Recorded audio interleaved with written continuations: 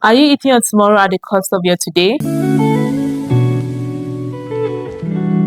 Hi guys, welcome back to the channel. It's Wendy here, and I share videos and tips on faith, finances, relationship, and all that. So if that is something you're interested in, please don't forget to like the video and subscribe to my channel so you can be updated whenever I post a new video. In this video, we're going to be talking about how we sometimes eat our tomorrow at the cost of today. First of all, what does eating your tomorrow today mean? That can mean choosing comfort now and dealing with the consequences later, or spending when you should be saving, or procrastinating when you should be preparing for your future. And a perfect example of that is Esau in the Bible, who we saw sold his birthright for a bowl of porridge because he was very hungry at that moment. So he sold his future for a momentary satisfaction. Some areas that we sharing where we eat our tomorrow today is one, in our finances. You know what you want your future to look like. You know you have dreamed of a big house, you have dreamed of having a family of your own, but instead of it to start preparing for that future now, you are making unnecessary purchases that are not adding value to your life. So instead of saving towards your different goals that you want to achieve, you are spending all your money at once. Another area is in our time, where we let distractions take up our time, because as youths we know we have three very important resources that God has given to us. One is our time, next is our energy, and the third one is our attention. So all of this needs to be put to work adequately. But when you let distractions, maybe you can just be scrolling on Instagram, where you just keep scrolling and there are never ending reels that you see, or whether it's TikTok, or having discussions at times that are not appropriate.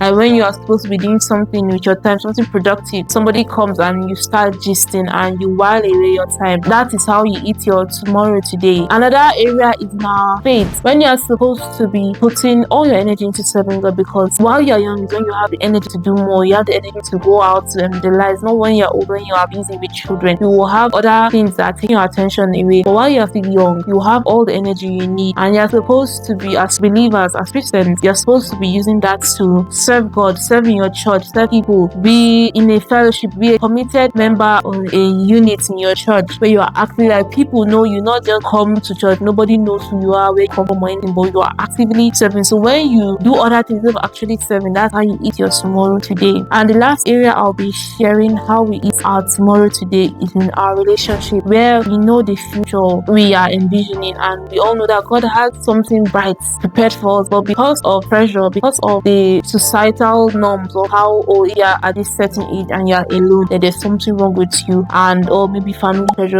why are you not married and all that, we tend to settle for less, and in the long run that is destroying your future. Because one thing I know is who you marry is very vital to how your future and your destiny will turn out. So if you marry the wrong person, you obviously know that you have gotten it wrong. If you marry the right person, you have gotten it right. I think there's a pastor that says this analogy that marriage is the closest to heaven as you can get. So if you're in a good marriage, that's how heaven is. You're enjoying your marriage, that's how heaven is sweet. But if you're in a bad marriage, then you know you're suffering, you're experiencing hell. So that's just a preview of how hell is like. So that's one analogy I really like. So settling for what is easy and what is available instead of waiting for what is godly is one way where we eat our tomorrow today when it comes to relationships. So why this mindset of eating your tomorrow today is very dangerous is because it creates a cycle of regret, of stress, and of stagnation. And so you would have been, oh, had I known, I would have done it when I was younger, or I would have done make a different decision at this point in my life. So that's what happens when you eat your tomorrow today.